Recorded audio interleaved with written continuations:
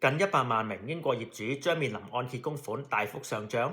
據3月16號呢則報導，將近100萬名英國業主今年可能面臨房貸支出大幅上漲，因為佢哋之前鎖定嘅低息5年定息按揭即將到期，每年最多增加約2600英鎊。喺2021年嗰陣時，按揭利率非常之低，一般不到2厘，但係當5年定息到期，2026年嘅普遍利率就超過4厘。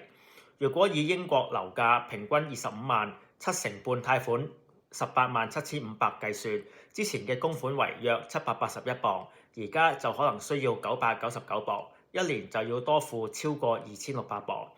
若果你之前嘅按揭嘅定息喺2026年完結，可以考慮早啲聯絡我哋會幫你揾一個最適合你嘅按揭產品。若果想獲得更多買樓同埋做按揭嘅資訊，可以 subscribe 我哋嘅 channel。有按揭需要嘅朋友可以聯絡我哋作進一步嘅諮詢。